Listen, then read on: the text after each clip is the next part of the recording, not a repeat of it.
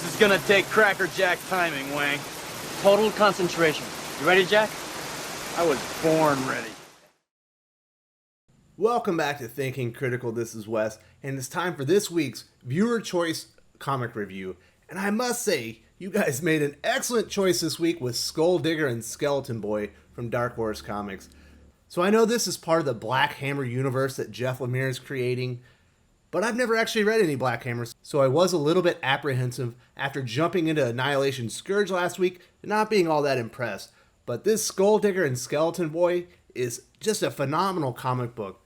Jeff Lemire is definitely one of the premier writers in the entire comic book industry, but quite a while ago he came off as a pretty big jerk on social media, and back then I kind of let that stuff bother me.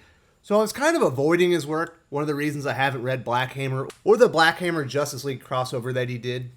But I have matured as a person since then. I'm much more forgiving about people's antics and faux pas on social media. I understand it's easy to get caught up and you end up saying something that maybe doesn't come out right. So I'm over that. I'm back on the Jeff Lemire hype train, and I'm very glad I read this comic book. This book is illustrated by, and I'm going to destroy this name, I believe it's Tonci Zonjic. If I destroyed that, please let me know in the comments. But he is the artist on the book. Now let's talk about his art in particular. If you're really into comics with extreme amounts of detail in the art, you might actually be let down by this book. It's not filled with the most finite details you're ever going to see in comic art, but it's actually pretty damn good. A majority of the panels and colors and everything are really dark in this book, except for when you meet a villain named Grimjim, and it appears like he's going to play a big part in the story moving forward. But he's probably the only colorful looking character in the story, and he's definitely the best character design in my opinion. I do like the design of Skulldigger, but I think this character design is much better. Where Zonjic really excels in this book is with tone and paneling. After a young boy has witnessed his parents get murdered, he's taken into a police station. Everything gets very sterile when you look at it. Everything's washed out in whites, and you can see by the expression on his face that he's severely traumatized. So Zonjic did a really good job there as well. But really the paneling and orientation of the panels and the way he lays them out throughout the comic book to tell this story and to get movement within the story is where he really excels the most, and I was exceptionally impressed with the way he laid the story out. Definitely not the most exceptional art by today's standards, but it definitely gets the job done. I like it a lot, and I give the art a 3.5 out of 5. The comic starts out with a very familiar event. A boy and his family are walking home from dinner, and a robber murders the mom and dad in front of the child. And this is the event that basically sets the entire story in motion. I like what Jeff Lemire did with this opening page, where it explains what the boy is thinking and how he kind of blames himself for his parents' murder. He's saying, his mother wanted them to go home from dinner, from the restaurant sooner, but the boy wanted dessert. He pouted and begged, and she finally acquiesced, and they stayed longer. They had dessert, and if he hadn't done that, he blames himself because they wouldn't have been out on the streets when they encountered this robber, and his parents got murdered. So he does a really good job driving home that this kid has really been affected by this. And this is also where we get introduced to Skulldigger, because he arrives after the event. He takes out the murderer in very brutal fashion. He's much more akin to Punisher when it comes to his actions with justice. Skulldigger ends up taking out the gunman right in front of the child, further exacerbating the trauma that he's experienced. Eventually, after the child is interrogated by police, he's handed over to state custody. He's basically put in a psych ward, and Skulldigger finds out about this, and he goes to the psych ward, and he asks the kid, "Do you want to come with me?" He says yes. He takes him, and that's kind of the overall plot of the book, which is interesting in and of itself, but it's not really where Jeff Lemire excels in this comic book. Where he excels is characterization. When the kid is brought in for interrogation, there's a detective named Reyes. She knows that Skulldigger did this, and she wants to talk to the kid, and she wants him to identify him as the murderer of the man that murdered his parents. Which seems kind of odd, because when you meet Skulldigger, he's very apologetic to the child. He's like, "Sorry, I was late. I didn't make it here on time," and kind of blaming himself for the murder of the kid's parents. But when you meet Officer Reyes, you can see there's a vendetta there. She does not like Skulldigger, and she wants to take him in. She wants to bring him to justice. And it's not really clear why at the beginning, but there's something brewing beneath the surface that she needs to take care of.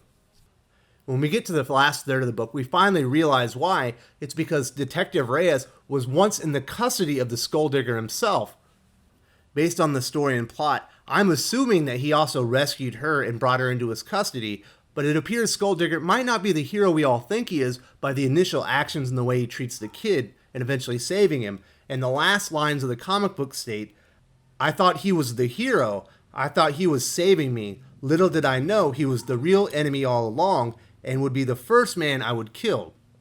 This is a very intriguing way to end the comic. It definitely has me wanting to learn more about the story and what happened to Detective Reyes when she was with Skulldigger. And that is definitely the standout character, the best characterization given throughout the book, and it's really great. Lemire also gives villain Grimjim a pretty interesting personality. He's very playful, kind of like the Joker, so I'm really excited to actually learn more about him and see what he's all about as well. And of course, there's the kid who's traumatized, who's stuck in the middle of all this between Reyes and Skulldigger. I definitely want to know what happens with him, and if Skulldigger is quite as dangerous as Reyes makes him out to be. Now, Skulldigger himself is quite the enigma in this book. There's not a lot of information given about him other than through Reyes' eyes. You see him take out the perp in the beginning, and then there's a couple of other scenes. We know he's a butcher by trade, and then it appeared, I think it was a flashback where he had another kid in his home, but it might not have been. It wasn't actually clear. He might actually have another boy in his house that he's taking care of. But this is a really interesting comic. I love the characterization. I give the plot a 3.5 out of 5. I give the characterization a 5 out of 5. This is a character-driven story. My closing thoughts on Skulldigger and Skeleton Boy. This is a very well executed comic book. It's like a cross between Cape and crime noir. If that kind of story intrigues you, I think you're going to love this comic book. I think you're going to like it a lot because it's very well done. It's excellent characterization. The plot's pretty interesting, but you can see it's going to go somewhere even more interesting. And I do really like the art. It sets a great tone. Zonjic does a great job with the paneling throughout, keeping the story in motion, and really expresses the feelings of the characters excellently with his artwork. Overall, I'll give this comic a 4.5 out of 5. This is a highly recommend. I will definitely be going back and reading up on the Black Hammer stuff from Jeff Lemire at Dark Horse. Gonna check out the Black Hammer Justice League crossover event that I believe just tied up, or maybe it does in a couple weeks. But I'm very interested. This is a great comic book. Thank you all for selecting this book in this week's Viewer's Choice comic book review. I'm not going to be able to do one of these next week because there are so few comics coming out. I'm probably only going to review Criminal number 11, which is definitely the comic I'm most looking forward to. Skip and I are going to review East of West number 45 because that's his favorite comic series on Outside the Bleed. But we will have content for you next week. And if I read something that's really good and unexpected, there might be a third review as well. Thank you all so much for joining me. If you enjoyed this video, please give it a like. I would appreciate it very much. It helps us attract more views for the channel. Subscribe for future commentary, comic book news, and reviews. And don't forget to ring the bell for notifications. If you want to talk comics, movies, and much, much more, you can follow me on Twitter at Wes_from_TC. With that, Salamat Po, and I'm out.